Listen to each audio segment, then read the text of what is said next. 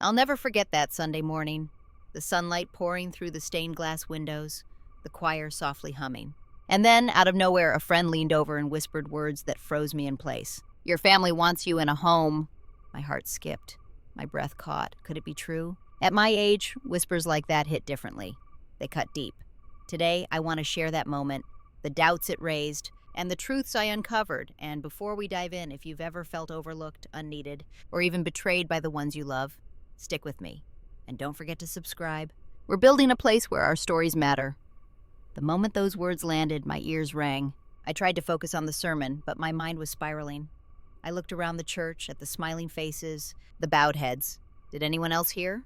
Or was it just me, alone with this dagger lodged in my chest? Now, let me tell you, at this age, when your body aches a little more, when you misplace your keys a little more often, every offhand comment feels heavier.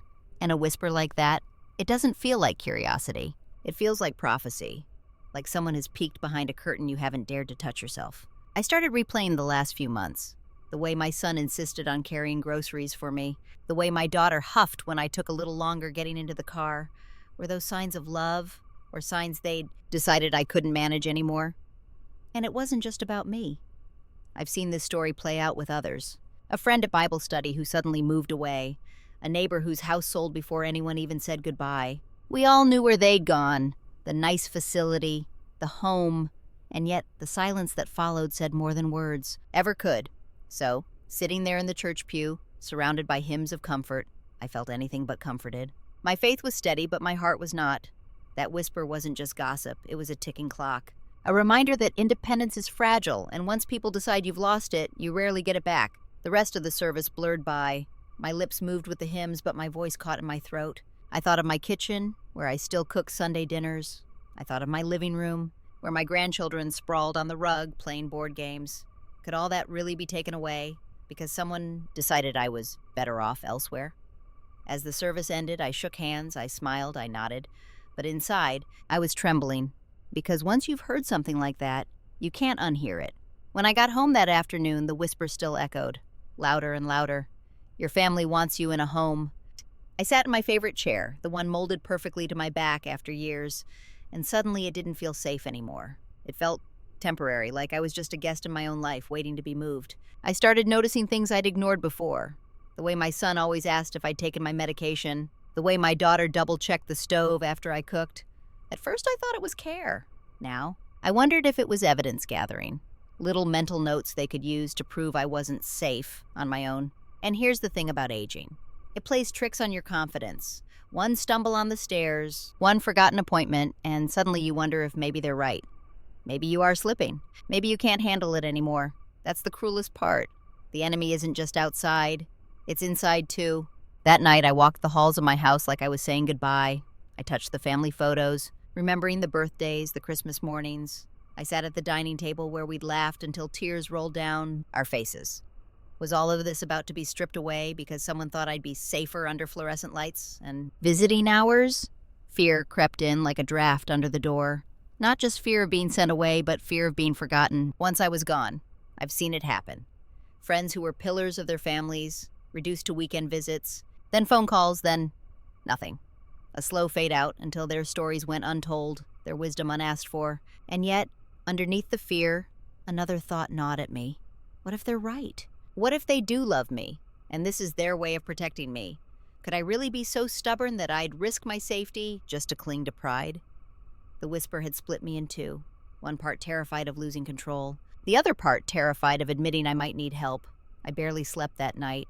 I kept turning over the same question: is my family protecting me or plotting against me? I couldn't take the suspense any longer. The next evening, I called my children over. My heart pounded as they walked through the door, carrying their usual smiles and small talk. I cut right through it. "I need to know," I said, my voice sharper than I intended. "Do you want me in a home?" The room went silent. My daughter's face paled. My son's smile faltered. Finally, my daughter whispered, "Who told you that?" "It doesn't matter who," I said. "I need the truth." My son leaned back in his chair, avoiding my eyes. Then came the words that shattered me even more than the church whisper. "We just worry about you. We don't want you alone. We thought maybe it would be easier." Easier, that word cut deeper than any whisper. Easier for who? For them? So they wouldn't have to worry? or easier for me, so I wouldn't have to fight the uphill battle of growing old in my own house. I slammed my hand against the table.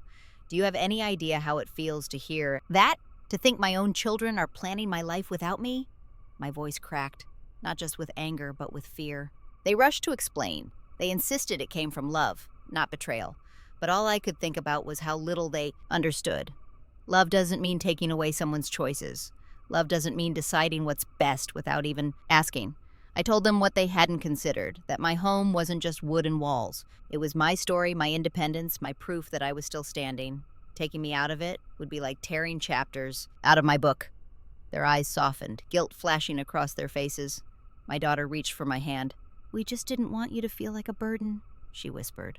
A burden. There it was. Another word that stung. Did they already see me that way? That night I didn't get neat resolutions, but I did get one thing: honesty. I saw the fear in their eyes, the fear of losing me, and I made them see mine, the fear of losing myself. That conversation lit a fire in me. I realized I couldn't sit back, waiting for decisions to be made over my head. I had to take control while I still could, so I did something I'd never done before. I wrote down what I wanted, not just in case of emergencies, but for everyday life. I wanted to cook, even if it took me longer. I wanted to live in my home, even if the stairs creaked. I wanted to choose when, if ever, it was time for me to leave. Then I sat my children down again. This time my voice was calmer. I know you worry. I know you love me. But listen carefully. I will not be packed up and placed somewhere like an old piece of furniture. If a day comes when I truly cannot manage, we will decide together. Until then, I need you to respect me enough to let me live. Something shifted after that. They stopped hovering quite so much.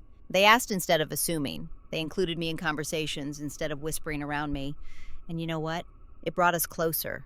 Because when I stopped being silent about my fears, they stopped being silent about theirs. Friends, here's what I learned.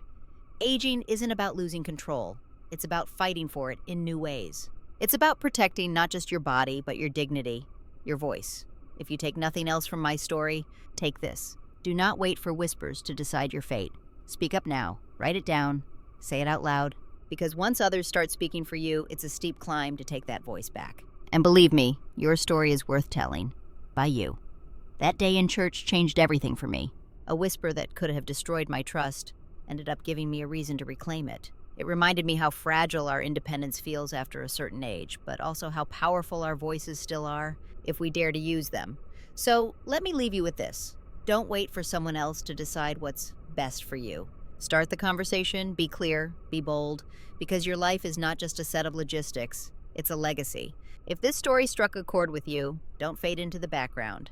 Hit subscribe. Join me and thousands of others who are refusing to be silenced by age. We are not done yet.